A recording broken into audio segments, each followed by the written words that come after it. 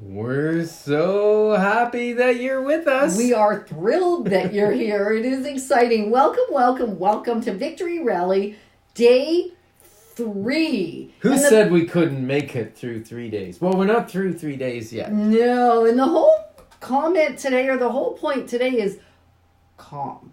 And calm is an interesting thing because as preparing to be calm and yet have some energy, we realize calm is more of an inside job. I mean, not that awareness isn't, not that being your best hasn't got an inside impact. Yes. And totally true. Calm is one of those that is all about our interior state, our internal state, because I may be enthusiastic and vivacious and having a blast. Yes. And still feel calm inside. So that's the calm we're talking about today on the ABC of 2020 Vision Living. And the C would be for calm. Yes. ABC Living. Calm. Now, Yetta, calm takes a little bit of proactive intentionality is really what it takes. Does. And sometimes I'm in a calm state, or you're in a calm state, and what happens? Well, things shift. So as much as we said it's an interior calm state that is going to reflect out into everything else, we had a funny little moment this morning. Yeah. Wasn't really funny. What happened to you? I'm throwing you into the forefront as it really was you that got triggered. Was it? The point is that you can be triggered out of a calm state like that in a heartbeat. And how do we make it so that we don't do that as often or as quickly? And recognizing those triggers, that's a whole nother my goodness. That's a whole nother training. Right. And that's in our book that's coming out sooner rather than later is the intention. And so it really is, how do we stay calm inside even if our environment outside is creating opportunity for us to be thrown. Right. So what is the definition of calm? Well, the definition is really just being void or absent of strong emotion, strong negative emotion. And well, I think positive emotion too. Like if you're excited about going on a roller coaster and you're got your arms up and you're screaming, that's not really calm, right? Well, it isn't, except the definition, if you look it up in the dictionary, talks about the absence of strong negative emotion, not showing up anger, nervousness, anxiety, fear, sadness, or other strong, primarily negative emotions. Right. And so today what you can expect is we're going to have an amazing dialogue back and forth where... Not just back and forth, but with you. Exactly, with you as well as with one another. So drop your comments into the comment section. Because have you ever noticed that when others share their best insights, their best brilliance, sometimes you can bring the learning to yourself? And if it's just about us two, we only have our level of experience and our, like this morning, calm disappeared in a second. But we got it back. We got it back. We got it back long before it was time to come see you and connect with you, and yet it took some intentionality and some effort. Yes. So we're going to look at some life work. We're still going to give life work even on day 3, and where you want to post it is in the Roar Canada Facebook group. Share, because your life work... Did I say homework? No, you said life work. Oh, okay. Because in my head, they're pretty connected. Yeah. So as you do your life work, yours may aid me in moving forward and doing even better in my life and vice versa. So we're going to do that. We're also going to make an offer. And we're just going to go pretty deep and give you some methods that we have done to help us get back to a state of calm and ask you some questions questions to help you discover what you do and maybe what you might want to do if you're not currently doing it.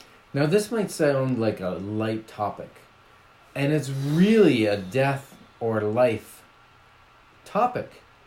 And the reason being is stress adds to dis-ease. Dis-ease or disease. Disease is dis-ease. Yeah. And if you're stressed, you're not calm or at ease. And so that's actually it's the leading indicator of death. Premature and early death, and also illness. I've been doing lots of reading about this lately, and every book I touch seems to say stress, not remaining calm on the inside, even if you're excited on the outside, but having an internal calm state will actually lead you to diseases that can take you out altogether or take you out early or just give you a debilitated existence. Yeah, it's not fun. Not at all. So we've got some life work that will help bring you into calm. Now, Yetta. Yeah, Ken. Busyness also alleviates calm, right? And you were afraid for many, many years to go into a calm state for more than a few moments. A few moments. Yeah. Yeah. So speak to that for a second. So when I was a little kid, I saw evidence of that being too still, too what I thought was calm. I didn't understand there was an internal state of calm that had nothing to do with whether I was an excitable, vivacious little girl or not. Right. It was, I thought that if I didn't keep moving, it might be hard to keep on living. And so I chose that busy really became my mode of operating. And so when I was even having an experience, this is actually kind of hard to admit. You know it, but I mean to admit that when I was doing things, I retained my busyness so I could check it off the list, not even have the experience. Right. Because the experience meant I had to be aware, which was day one. So if you didn't see day one, you're going to probably want to go back onto the Facebook Live and it won't be live anymore, but back and watch it. So I would intentionally choose to stay super crazy busy. Have you ever noticed that you do one thing to avoid something else? So I thought by avoiding being still. Yeah, not having something to do. Because you didn't want to go down a bad path stuck in your own mind. So if you stayed busy, it kept you out of that. It did. Yeah. And yet now I've learned that it doesn't have to be like that.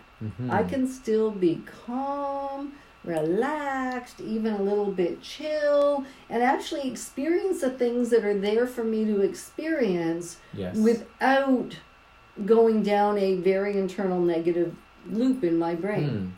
Yes. Yep, for sure. So the questions, we got a few questions for you. We're going to point them out now or mention them now, and we're going to encourage you to do them for life work because we're pretty sure in the next 15 minutes or so, you're not going to be able to answer them, at least in the depth in which they need. Written homework is always way better. So, question one. Life work. Life work. Yes, you use that word home. Oh, that's okay. It's interchangeable today. All right, so what relaxes you or makes you calm? What are those specific things that you can do? And we'll give you some ideas a little bit further down, but what are those things you can do that will relax you?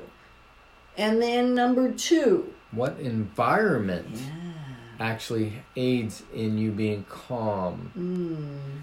And we'll give some examples as well. And then this one. You're going to expand on this a little bit even right now. Yes. What stimulations are you addicted to?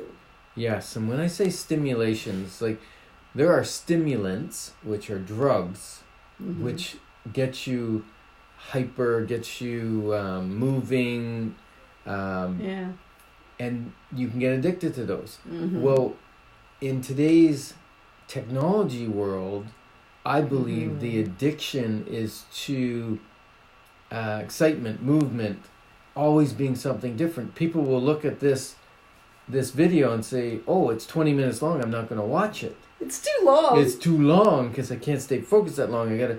And people are into,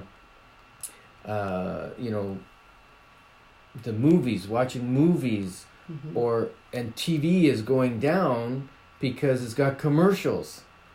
And I remember, now you can get rid of those. Yeah, you can get rid of them, or you can go on to another streaming device and watch a whole series of movies or series like TV series without commercials.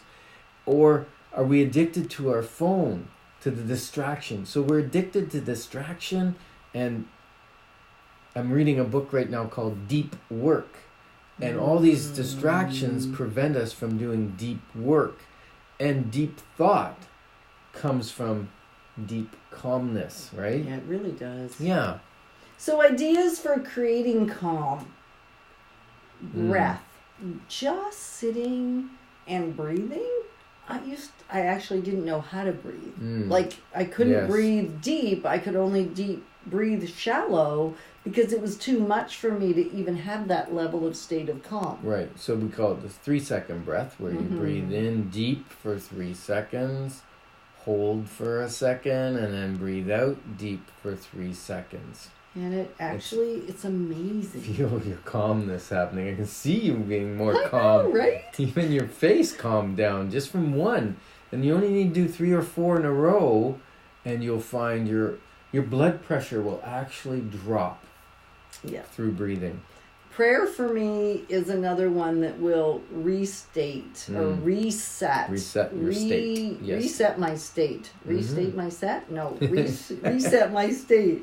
And I have breath prayers that are like 3, 4, 5 seconds long. They're just 7, 8 words.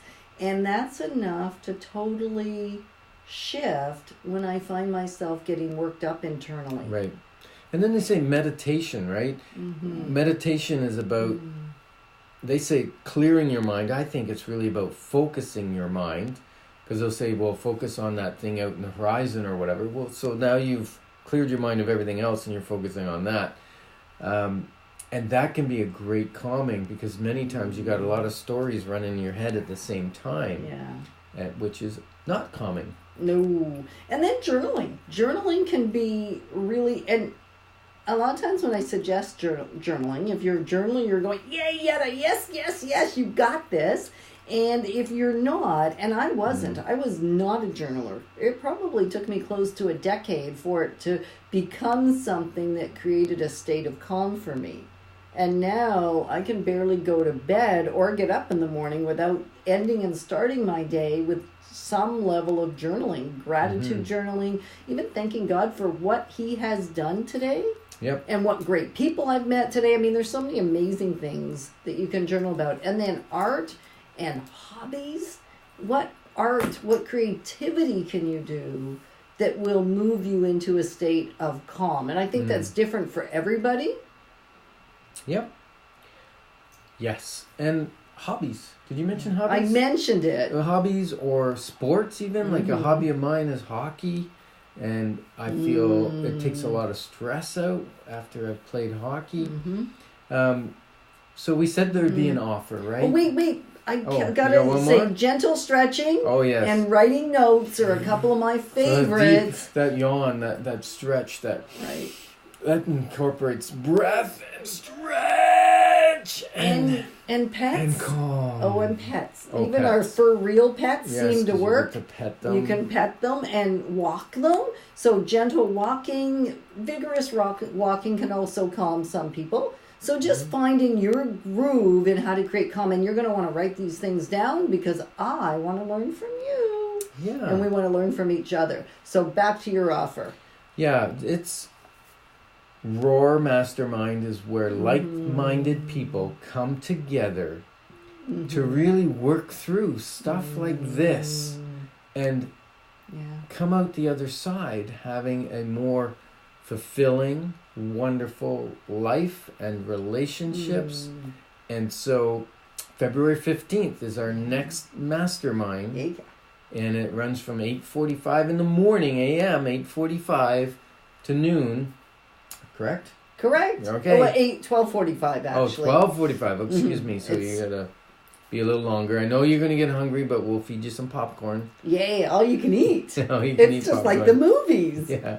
Except Well, you're part of the movie. It's your real life story that's unfolding as we come together. So really the brilliance is in the room, in the mastermind. Yes. So just like we're encouraging you to share here, you'll have encouragement to share in the room too. And if they'd like to come to that mastermind, they would go where? RoarCanada.ca. Roar. Roar, R-O-A-R, Canada.ca. And if you're watching this on the Facebook Live, right there is the ability to purchase tickets. On Roar.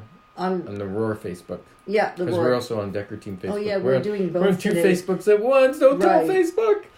It's all good. I guess I just did. You just did. And it's also on our channel, on the Decker Team channel. You can watch the replay. So lots of opportunities to move forward together because it really is Right. the game changer. And invite people to go with you. Oh my goodness. Invite someone you adore, male, female, teenager, 16 and above, 15. We've even had 14-year-olds in the room that literally shifted their life. Just last week we had a 17-year-old or a 16-year-old and a 70-year-old sitting side by side, both having expressions of how great their life was as a That's result really of cool. implementing That's really cool. Roar Canada techniques. Yeah. So when we look at our life work and you write down your answers to those questions, Right. that's not the end of the life work. So the questions were the three questions. What relaxes you or makes you calm? Right. What environment helps make you calm? Right. And what stimulations, technology, iPhone, whatever it is, Google phone, what is distracting you from being calm? Right. Now, when you figure that out and you figure out what actually makes you calm, it's not enough to just become aware of that. No. You need to schedule that. Right, the ones that work. Don't schedule more of the activity that stresses you out or makes Right. you distracted. Schedule into your calendar, because we have done this with everything. We blocked our calendar out 7 days a week. Almost everything we do is scheduled. Right. We have some Blocks of margin yes. and flex time, which is fantastic. And I know exercise is one of those stress relievers. I don't even think we said that. It's one of those things that can be very calming. And so that's in my calendar, and it's actually called vitality.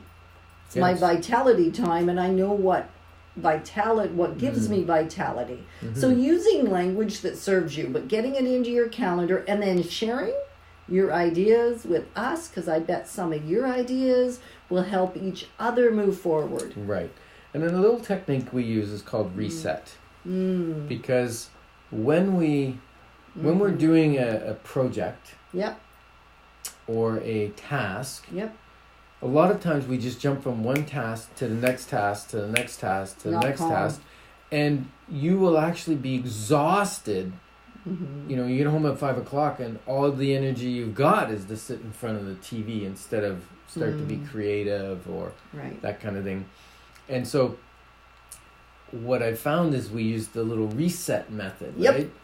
And reset stands for Release tension. release tension. So at the end of your task, you're going to release that, calm yourself, say, that was awesome, have gratitude that you finished it, that kind of thing. I do it in a prayerful state because Okay. that helps me get present. And then you move from there to set, right? That's your release. And then set. And set intentions for the next block of time or the next task. And if you set time limits for a task, that makes it a lot easier to stay within reason, right? Yeah, it does. And we said we'd be on Facebook Live for 20 minutes, and we're going to keep our promise. We're at 19 and a half, so we're doing good. We got about 30 seconds to wrap up. And what we're going to say to you is join us. Join us if it feels good to you. If you're thinking, I like what I'm learning here. I like that we get to all share the best of ourselves with each other, and sometimes the not so best. But that's part of the whole journey. So we're going to encourage you to join us on February 15th. If you haven't already gone to the Roar Canada page, this is my last opportunity to say, come hang out with me. I'd love to hang out with you and grow together, because as we move forward together, we really do got this. Yes, and absolutely. And remember, this little book has been amazing for me. It's calm, but it's called Calm, which is kind of funny because I already knew we were going to do this before. But it really is about trading our cares for calm. So let's figure out for you how you can do that. Trade your cares for calm. Yes. Thanks for joining us. It's been a blast.